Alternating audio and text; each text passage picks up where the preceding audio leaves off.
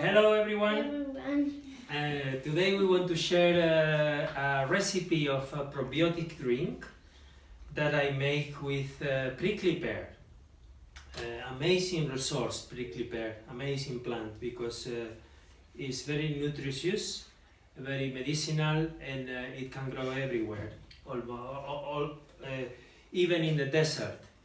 So that's why the Food and Agricultural Organization of the UN, they have a lot of documents in internet if you search free access documents for growing and transforming prickly pear fruit and prickly pear leaf, or nopal is also called, because it's as I say, very nutritious for people and for animals, the leaves, the fruits.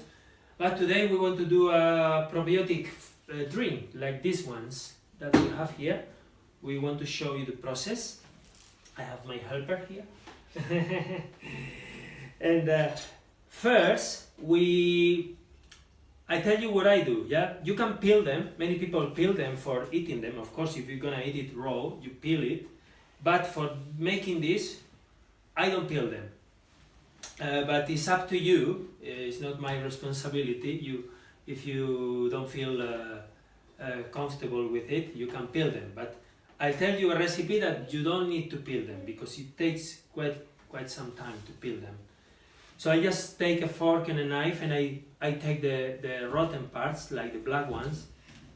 I take them out, yeah, and I put this here.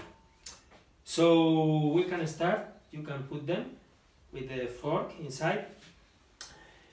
So I need, I wanted to say that this fruit has a lot of calcium, potassium, silicium, and it's got a lot of fiber and vitamins, many vitamins, and 17 amino acids that are really good for our immune system. Eating wild plants is very good for our immune system, always a little bit more. Un poquito más. But prickly pear is one of the best. It's okay. Because it's really and it's really tasty. Also, this drink we're gonna make is quite sweet. So we have the prickly pear, and now because we put the skin. This cactus flavor, I put some water to cover a little bit, to cover the figs, just like this. But now, because of the skin, we're gonna get the sweetness of the fruit, but also like a cactus flavor, yeah? So we need two more things. For this recipe, I use two more things. I use some sweetener. You can use molasses. You can use grape juice if you have. You need some sweetener, and you need an activator for the fermentation, something to start the fermentation. You can use a little bit of kefir, a little bit of kombucha, or some ferments that you can buy. No pasteurized ferments that you can buy in shops. Here in Spain, we have a good brand called Microviver. They make really good stuff, so I use them sometimes. 10 drops of this in here. If we use kefir or kombucha, we could put a little bit more, like a couple of spoons here. It's fine. But what I use is dried figs. First, because I have them in my field, and second, they very sweet.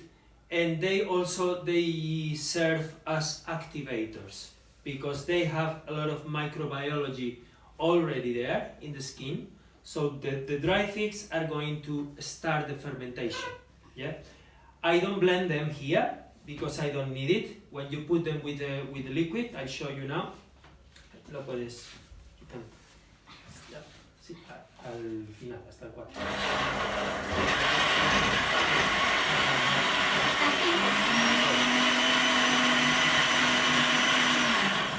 Okay, that's enough.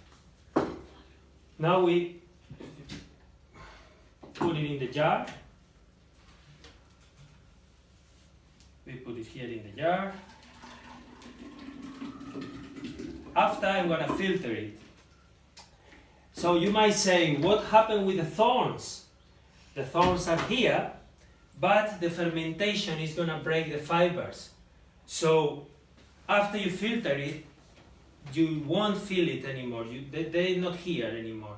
I mean, they're still here now, but after the fermentation, they're not here.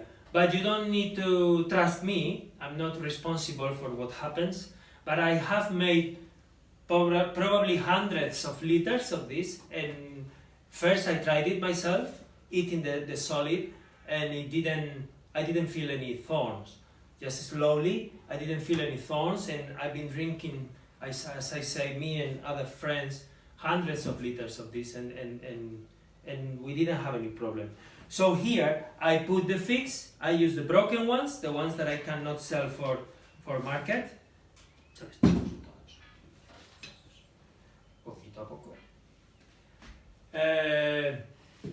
I put the figs, and the microbiology is gonna take the sweetness out of the fig, and also the sweetness of the prickly pear. So here we have the sweetener and the activator. So we put it here. Vamos.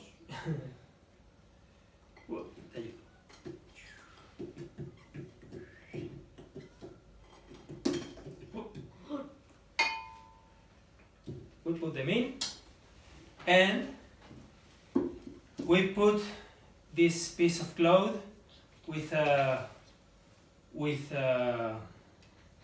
elastic thing on top, and we leave it like this for between 1 and 2 days. Yeah, so the fermentation can take place and the fibers can break down, the thorns can break down. It depends how warm the weather is or the place where you have it. Outside of the fridge, we leave it like this for 1-2 days. I normally do 2 days at the end of summer, beginning of autumn, when these are ripe. About 2 days outside of the fridge. Then I filter it and I put it in the fridge. Yeah, but in these 2 days that is outside of the fridge, I like to stir it a little bit, because otherwise you get some white yeast on top, which is not bad for us, but it gives a flavor. It's not so good flavor. So every 12-15 hours I stir it a little bit. Yeah, so I stir it, I put this back again, and after 2 days I filter and I put it in the fridge, and the result is this red, very red drink, full of life, sparkly, full of bubbles. Now I don't know if you probably didn't hear, but you feel like champagne when you open a cider bottle of champagne, and if I shake it, you'll see how active is the fermentation. It's very nice drink for when it's warm, and full of vitamins, full of energy. We're gonna taste it. You can use, there is no recipes for this. You can use mint also to give a different flavor, wild mint or mint that you grow yourself, and it's really nice. Right?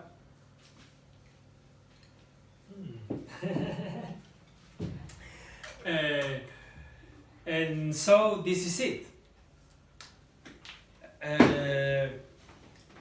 Zero, like very close ingredients, very near ingredients. They all from our place, our surrounding, and I want people to experiment with this, because we can all get different recipes and different combinations. But prickly pear is an amazing resource.